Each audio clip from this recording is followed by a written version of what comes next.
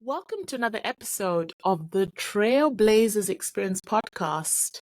And on this International Women's Day, I'm so excited to have my next guest, Kamini Wood, who is a certified life coach. In this day and age where it's all about mental health, well-being, and living the best life that you can, I really just want to introduce you and say welcome. Thank you so much for having me. I could read through your whole resume. I mean, your journey as a certified life coach and wellness advocate is incredibly fascinating. But could you just take me back as to what experiences led you to say, I think this is the direction I want to go, and this is how I can add value to my own life and to others? Absolutely. So it was not a linear trajectory for me to end up in the role that I'm in. Actually, as a matter of fact, when I got into the business world, I was working as a project manager and found myself leading a project management office.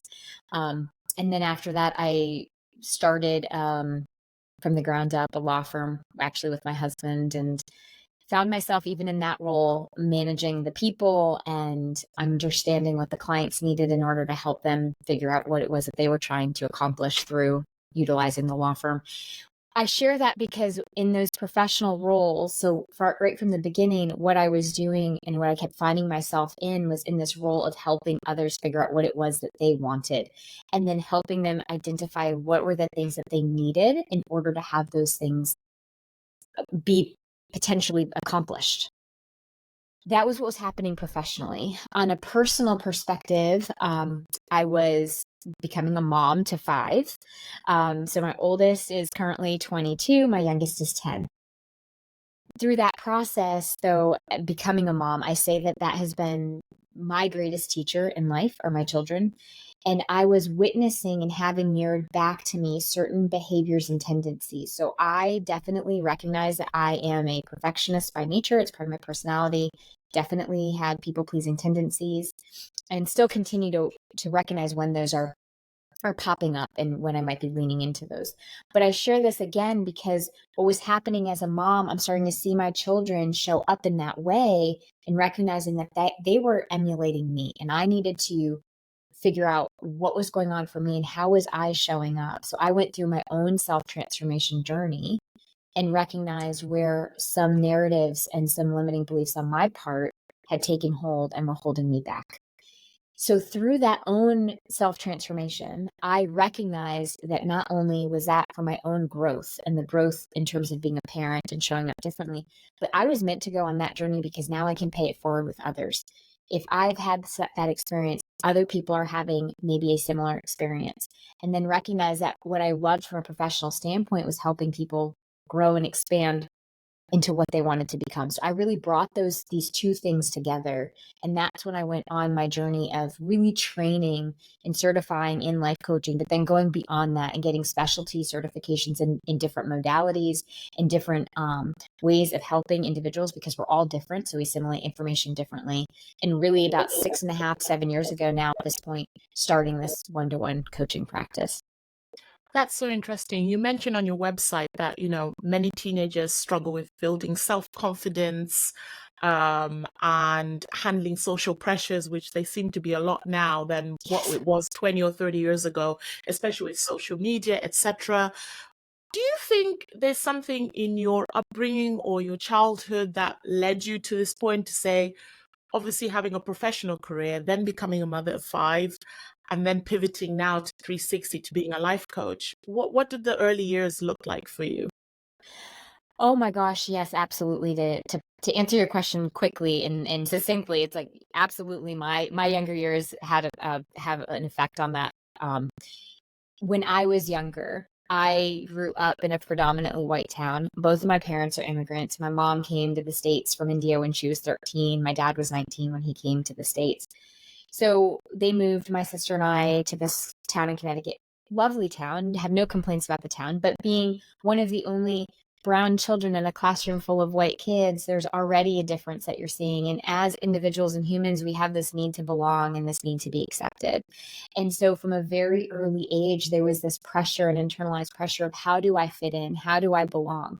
And that's really what's happening for our teenagers, is there is that pressure of how do I belong to this group of people? How can I find acceptance? And so often that's the thing that they're struggling with. It's interesting. One of the topics that's been coming up routinely is just comparison. And it's part of human nature to compare, right? It's the law of relativity. We're always kind of comparing.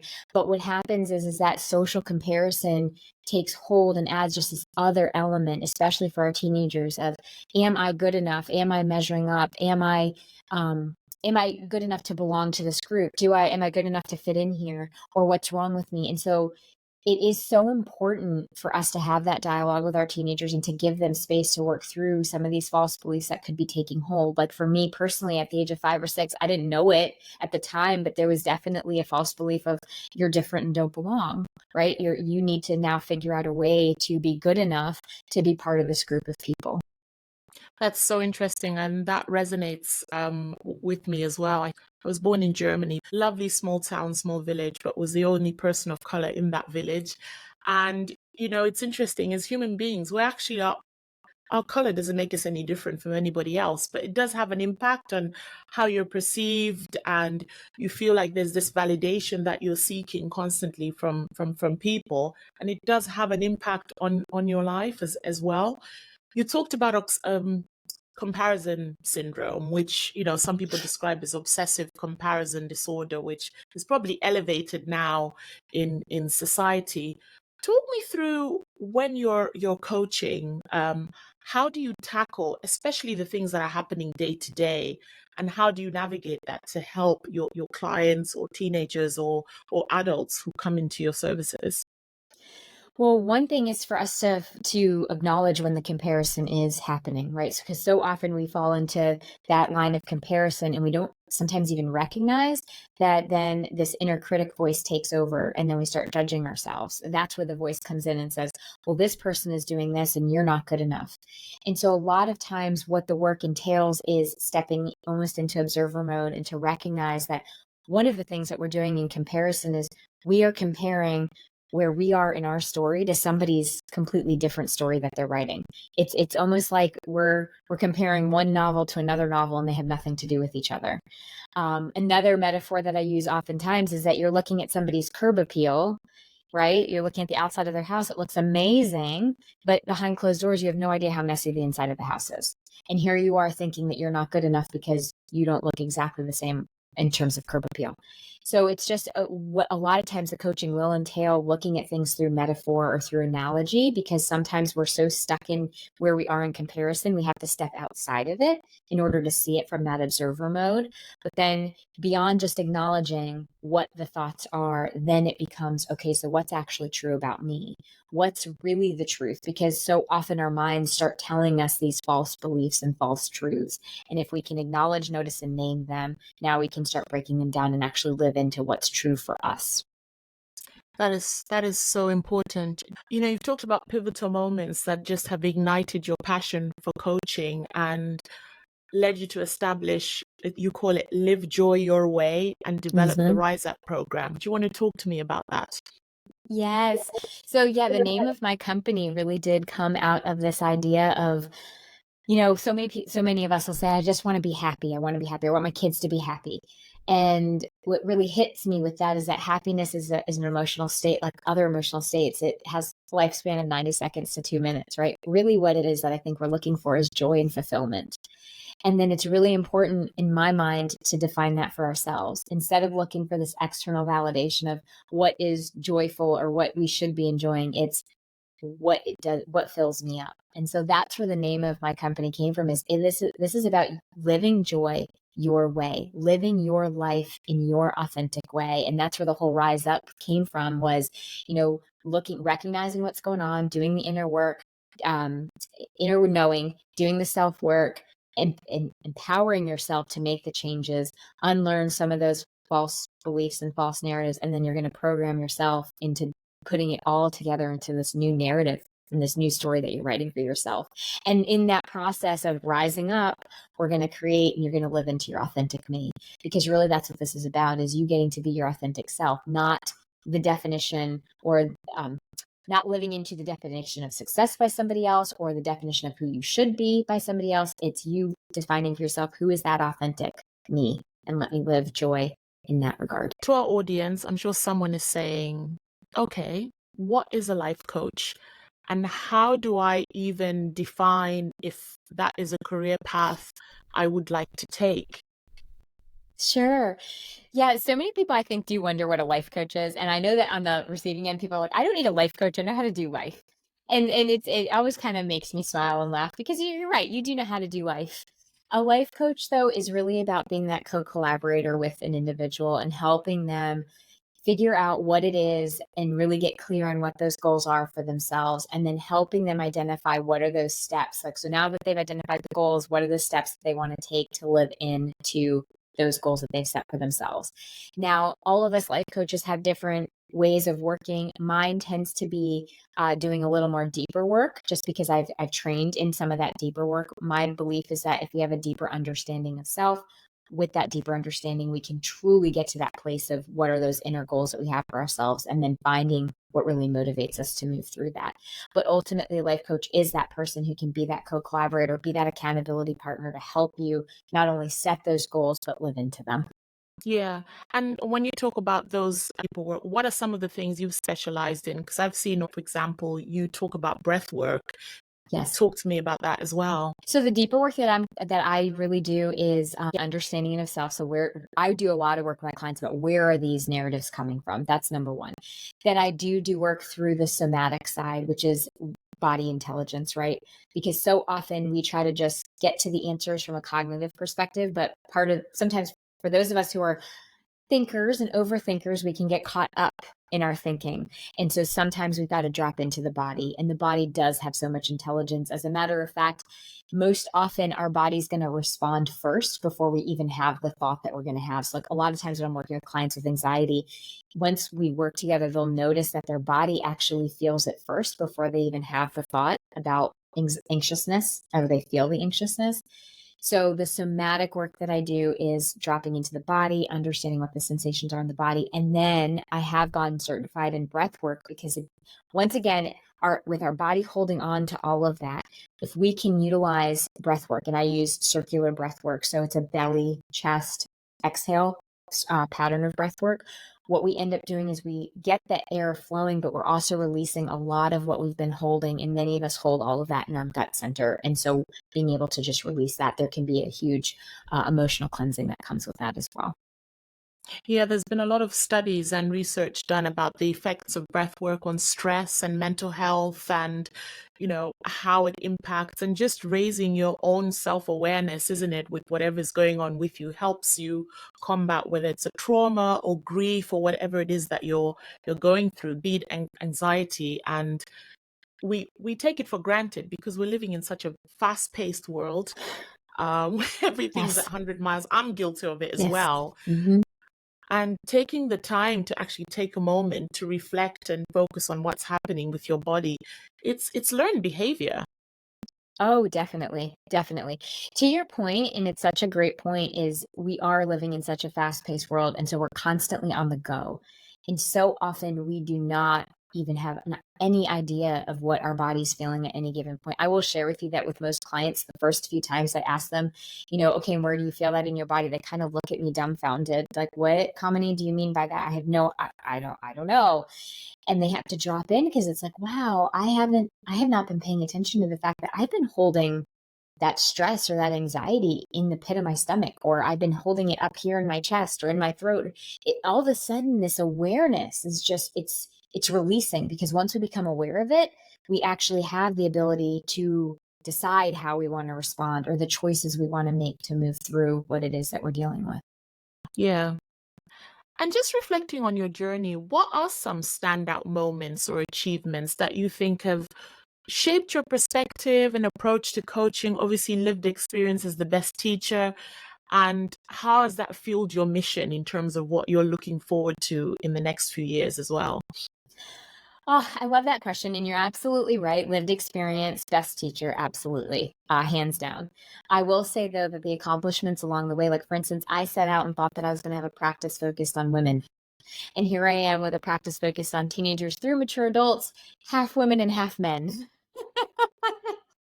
So I will say that part of the accomplishments was just getting into the work and being there and showing up and working with clients and being open to what the process could look like. I say that that has been such a huge part of my growth, has been being open to the process rather than being so outcome focused. Because I own the fact that as a high achiever, one of the things that I've always done is, okay, here's my goal, here's my outcome, and just getting so focused on it though, but being so rigid that you're not able to maybe see where other possibilities could lie. So that's been a huge accomplishment along the way, is to learn how to be more process oriented and less outcome focused. But then also the just having these experiences with the clients and hearing their reflections back to me, like hearing a client share with me that our sessions are the one, they are definitely something that they will look forward to in any given week. And it's a place where they actually feel 100% love in that session, which means that there's no judgment, there's only being held, there's the ability to process through whatever's coming up. That for me is a huge accomplishment. Being able to provide that for my clients has been something I've always strived to do, but then hearing that reflection back to me was just, I mean, it was actually breathtaking in the moment, because it felt like, wow, I am living into the thing that I set out to do. And it just felt so, I mean, it just encouraged me to obviously keep going and to keep doing what I'm doing, because clearly I'm on the right path.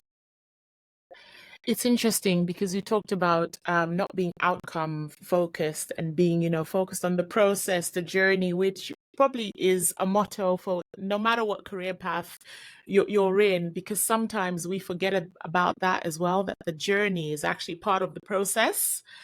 And we know that life presents itself with formidable challenges, be it in personal growth, professional aspirations, or pursuing your dreams. Talk to me about the challenges that you have faced. Obviously, going down this, it was probably a segue in your career to become a life coach. Yeah, there's definitely challenges in anything I think that we set out to do. For me, some of the challenges included, people not being totally on board with this deviation from where I was at, not really understanding, what do you mean you're starting a life coaching business? Just kind of stepping out onto my own to do something. There was a little bit of pushback on that as well. So that was a big challenge for me to face, just knowing that it's okay for people not to see what I see in the potential, and to still stand strong in my own belief in self, as well as my trust in self, that this was something I was meant to do regardless of the outcome, but that I needed to at least attempt to do this. And then of course, self-doubt, it's going to creep in, right? Is this going to work? Is this going to be successful? Can I continue to sustain this? And that's a challenge in and of itself, because that's really just coming back to, what is my purpose in this? What is it that I can rely on in terms of my own self-trust and self-belief in order to continue to recognize that those doubts are coming up, but then how do I want to face them, and what steps am I going to take, even if they were really small steps, to continue moving myself forward? Your passion for empowering individuals is so amazing, and it shines through as you talk about it. But what aspects of your career path excites you the most? And how do you channel that passion into making a meaningful impact in the lives of the teens, the clients that you have? I have to be honest, the thing that really does excite me the most is when I can either hear in my clients' voices, or I see it on their faces, when they have those moments of seeing themselves for the amazing individuals that they are, or seeing their growth, or when they reflect back to me that, oh, I get it. That is just, it fills me up in such a way, and not from an external validation, like, oh, I went and did this thing, look at what I created. I really internalize that of a place of, oh my gosh, look at this person blooming and becoming exactly who they were meant to be this whole time, and they get it now. And that is just so exciting for me to be a witness to that, because I don't ever see myself as the person who made that happen. And I will even challenge my clients to say, oh, you did this for me. No, no, no, no. All I did was give you space. You did all the work. And that's what I always say with coaching too, is it's not a reactive or a bystander type of exercise. It is an absolute generative. I'm engaging in the process, but just being there with my clients and having those moments with them, it is the most fulfilling thing that I could ever imagine. It's giving them the space to unlock their own potential, isn't it? Inevitably. Yeah. Absolutely. Yeah. Yeah. Now, you mentioned you're a mom of five. I can't believe it. For those watching, I mean, amazing. And you've had such a multifaceted career. So I can imagine your life is very demanding. How do you carve out time for self-care, and does work-life balance, work-life fit, does that exist for you? What Yeah. tips can you give from your own lived experience? Yeah, the one thing that I will share about work-life balance is it's not going to be like a 50-50 balance. How I define work-life balance is it's going to be a moving spectrum on a day-to-day basis. Some days it's heavier on work, other days it's heavier on family stuff, and it is giving yourself the grace to define that for yourself each and every day. I absolutely carve out time every morning, though, for myself before everybody in my house wakes up. I absolutely have at least an hour to myself, including the dogs. They are still asleep as well, because that hour to me is just sacred. It's the time for either, meditation, working out, just quiet, just not really having to be on, so to speak, but I'm just taking care of being in my own space, being just connected to self. And I really do hold that sacred across the board. Every day I have that time with myself, and I find that that's extraordinarily important for my own well-being. Is being able to have that hour of peace where I'm not having to go do. I'm not caught up in the doing of anything. It's just being. And I'm very intentional about that. Even with my clients, is carving out time to be and not just do. Because at the end of the day, we are these human beings. We're not human doings. And I routinely remind people of that. That's a good nugget right there. I mean, having interviewed 40 plus women, that's one of the points that resonates, that taking the time to make the space for yourself, whether it's 5 minutes, 10 minutes, half an hour, you have to start somewhere and prioritize yourself.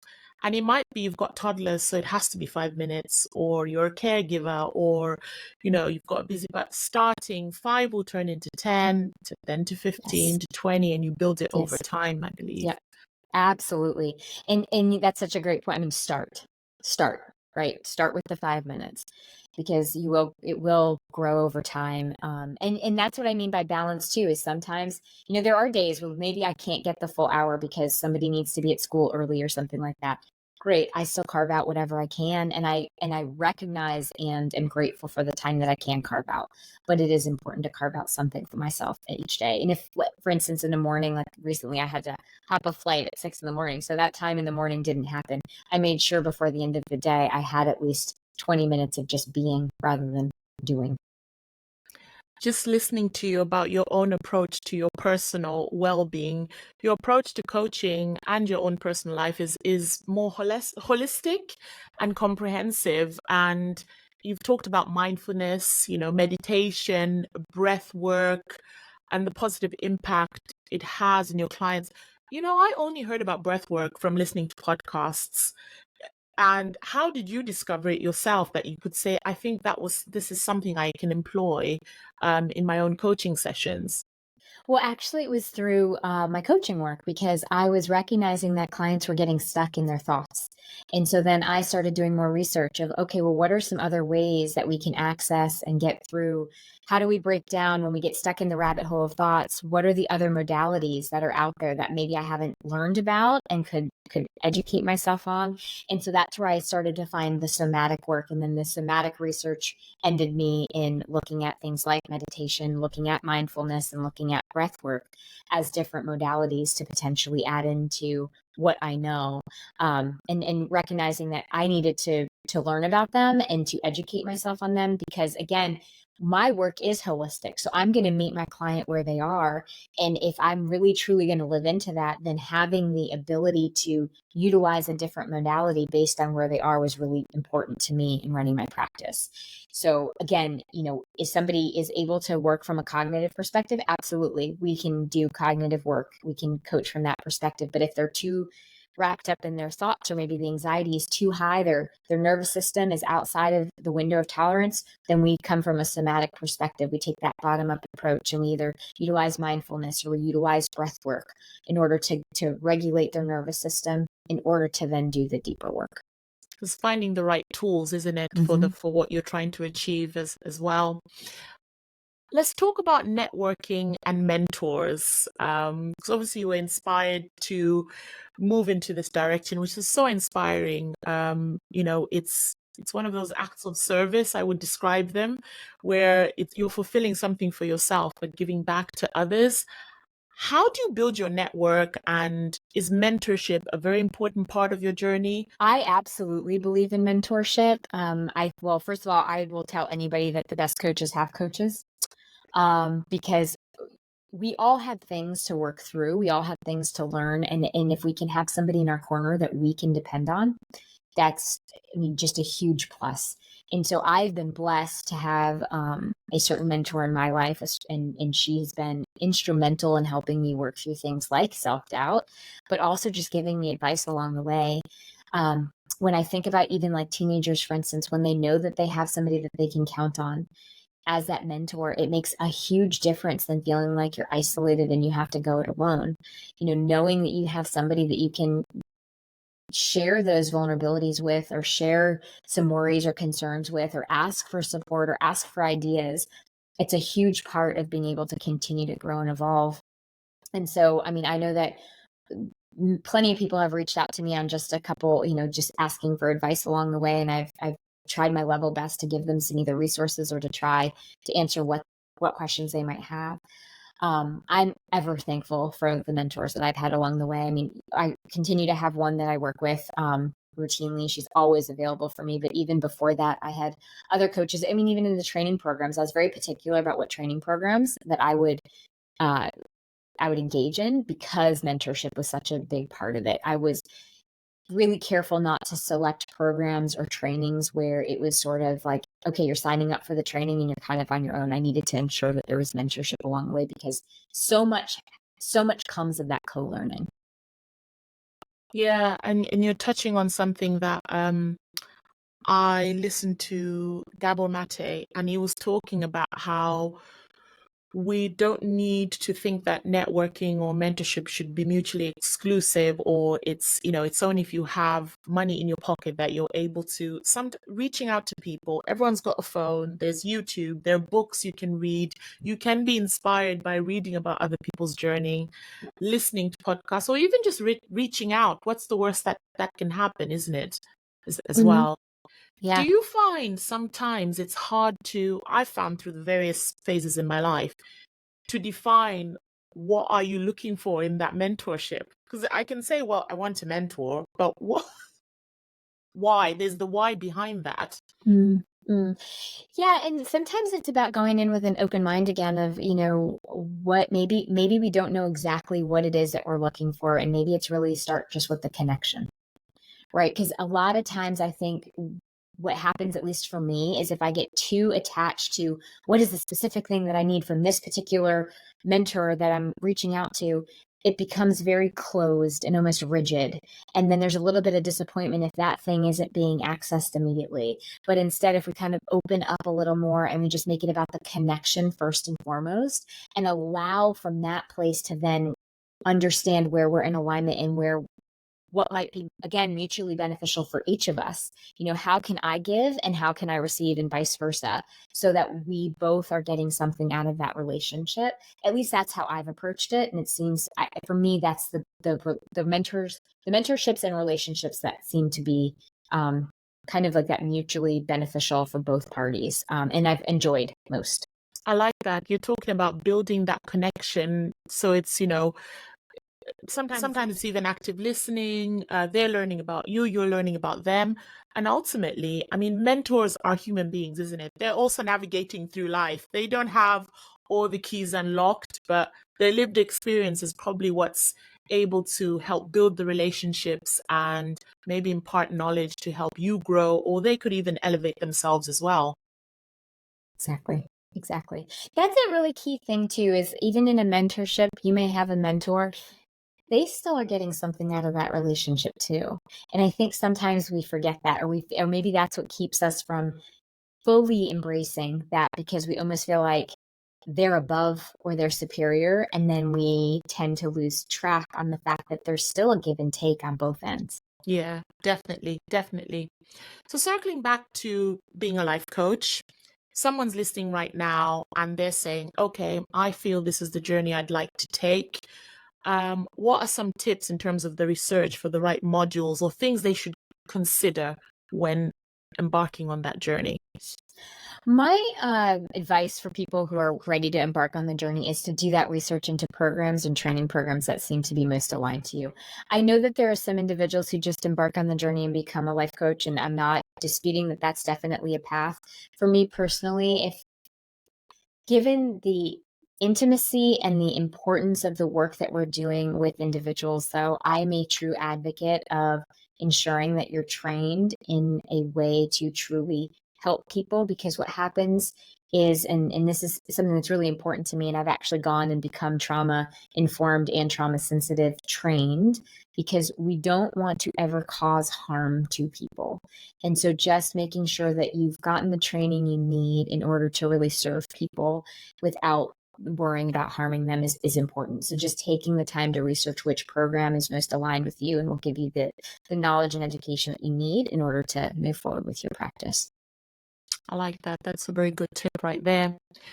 So looking ahead, what are your aspirations for your coaching platform, and how do you envision continuing to evolve and innovate in the field of wellness? Because it is constantly evolving and it's becoming ever more important, whether it's for people's personal goals, priorities. You know, if you look at the Maslow law of needs, I think people are putting that at the forefront.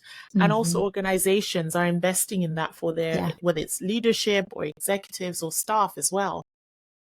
Well, for me personally and my business, I have a intention to continue doing what I'm doing, to continue growing my one-to-one practice, serving as many people as I possibly can who are getting something out of it. I would love to see the ability to take some of this into some corporations, just in terms of adding that value to employees, because I do think that bringing in wellness and mental and emotional health into the workplace is actually a very vital part of where our growth in for companies is going into, right? Because I think if we continue to ignore that individuals are not just the person showing up to do the work in the workplace, but they're this, again, whole being, we're going, and it actually, it plateaus where companies can go. So I would love to be part of that influx of bringing this into the corporations as well. I think there's an opportunity there to leverage that as a strength as well, don't you think? Absolutely. Yes. Leverage it as a strength and recognize that when we invest in that, we actually all end up growing and evolving. Love it. Trailblazer takeaway tips. So if you were to advise the audience or your younger self on three key insights or things for them to go away with, what would they be? I would definitely say challenges are going to happen. So it's almost like it's radical acceptance of challenges, not fighting them. The second really important thing is self-trust is key. Trusting yourself and knowing that you can handle those challenges that are going to be inevitable. And I would say the other thing is having fun, because if we take it so seriously and we no longer have fun with it, at some point we're going to either burn out or we're going to plateau. So having fun with what you're doing. I love it. Thank you so much. What a great way to end the podcast, especially as we're celebrating International Women's Day. And, you know, you have a high level of self-awareness. You've really thought about what this means to you and the journey and what you want to impart for your clients. And they are really lucky and blessed to have you. And I hope that this podcast inspires someone just to go within themselves and understand, you know, what's important to them. And if they're looking to embark on the journey, it's really, you've shared some really key nuggets as to how they could actually go in that direction. Well, thank you for having me. Pleasure. Thank you.